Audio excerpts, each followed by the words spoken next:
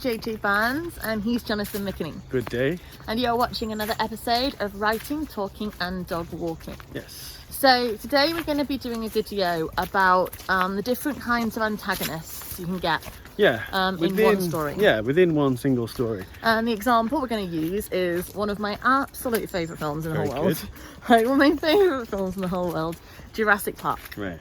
So you're a writer, you probably understand what an antagonist is. You're probably already thinking of John Hammond.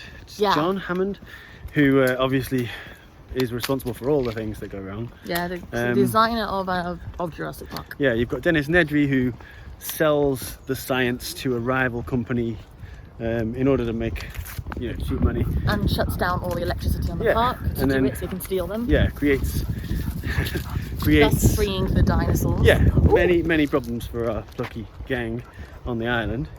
And then of course you've got all the dinosaurs themselves, right? So the first type of antagonist we talked about is John Hammond. That's ultimately a wealthy human being, a man playing God. Man playing God. And I think that is an antagonist that will feature quite regularly in story.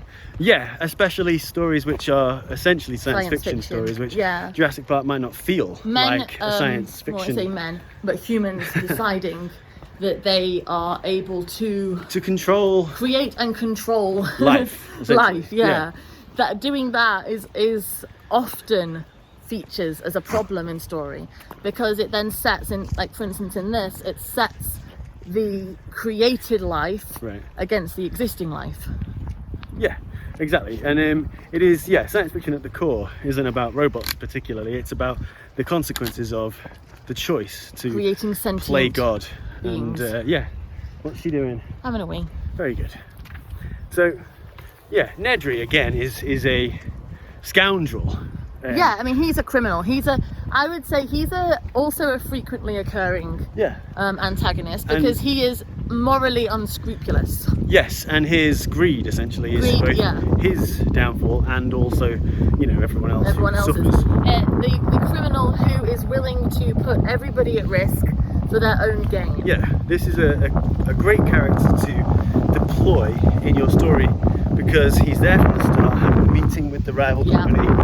He then is sneaky the whole time. Nobody likes him, which is useful because the audience can therefore dislike him as well. He's also trusted enough to have access to all the stuff that he needs. Everything. So if you want to deploy this character in your own stories, it needs to be somebody who is motivated to put everybody at risk for their own gains, but also trusted enough by them that he is able to do it. Yeah. And also it kind of thematically hammers home the point, which is that life, which he is a living creature, he is motivated by goals that John Hammond cannot control, and that lack of control makes everything spiral into chaos, right? Yeah, exactly. So it's not just that, but obviously, as you're familiar with, probably having seen the film many times like everybody else, writers should always watch this film. Jeff Goldblum's character, I love him. Good. He has the famous line, "Life finds a way," and the way that that's demonstrated in that story is with the discovery that the dinosaurs were able to change sex. And because they used frog DNA or something. And exactly. It's probably science-wise a little bit nonsensical. But wash your mouth out, Jonathan McKinney. Science is not my forte, so it might well be completely believable, but for the story, which is using fantasy elements, is they need another way to hammer home the price of playing God, which is that the dinosaurs are able to change sex, which means they're able to breed, which means that they're able to appear in places that they weren't expected, and that's another layer of control lost by John Hammond. There's more than they thought there was, because they've been breeding. Yeah, they are in more places. Good. It's brilliant. But that means that the antagonists all essentially not work together intentionally. No. But they're all... But on behalf of chaos, you'd say they do. Yeah. All of them are working for something which actually is a problem for your protagonist, which is Sam Neill and everyone who wants to survive. Sam Neill and Laura Dern, Jeff Goldblum and the kids. Yeah, who want to live. Yeah. So even though they aren't intending to set out to kill everybody, because obviously they are working with that consequence. Yeah, and their sin, as it were, is arrogance. Like John Hammond's crime is his confidence, that his confidence is misplaced because he doesn't actually have the ability to control things as tightly as he believes he does. And if you look at and he's warned about this. Exactly. And that's actually a really good point, because when you have an antagonist who isn't evil, isn't setting out to be, because like obviously some of them will set out to be bad guys, they'll set out to kill, they'll set out to steal, destroy the world with my evil ray gun or whatever. Yeah, exactly. But if you have an antagonist like John Hammond, who isn't a villain necessarily. No, he's not villainous. He's not villainous. He's not an evil guy. He doesn't actually intend to anybody to get hurt. Right. You're using an antagonist who is just flawed. Right. And it doesn't mean he's a bad guy. No. But all your characters should be flawed. But his flaw is so extreme that it turns him into an antagonist, because he hasn't got the self-awareness to keep himself in check. Yeah. And I like that in an antagonist myself. Oh yeah, absolutely. And ultimately the role of an antagonist is to be antagonistic towards your protagonist, and in a film like Jurassic Park it's a little complicated as to who the protagonist is. You could frame these conflicts however you like and say, I see John Hammond as the protagonist and life as the antagonist, and life wins, right? Does he die? He doesn't die. No, he doesn't die. In the book, possibly, he does. Ooh. In fact, I know for a fact he does. Or maybe he doesn't, because you may not have read it. So, Molly. Haven't read the book. I've seen the film multiple times. I don't know how many times I've seen the book. Is really good. I don't know how many times I've seen the film. But no, I never read the book. It's really good. I should do. As you'd imagine. Yeah. The rest of the films haven't probably been as good. So, yeah, I think that covers it. Yeah.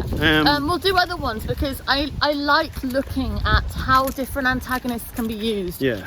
And how they have been used, and then how you can see that in terms of your own writing. Yeah. And as I say, I like a flawed person who isn't evil, but still accomplishes evil. Yeah, the more lines of conflict, the more antagonists are created, and the more interesting and rich your story will be. Yeah. So, yeah, do fill up your story with little lines of conflict between people, and play with conflict all the time, and you'll have protagonists and antagonists shooting up everywhere. Don't think of your antagonist as just an evil person, basically. It's nothing to do with evil, really. No. It's just opposition. They can be.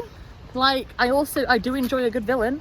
Yeah. You know, everyone likes a bit of Cruella in their lives. Yeah, but there's nothing necessary about villainy as an inherent trait to the antagonist. It's somebody who just happens to desire things that are in opposition counter, to to your protagonist. So the protagonist, and you can have great multiple antagonists all over the place. Yeah, Jurassic Park doesn't belong to one character as a as a story with one protagonist.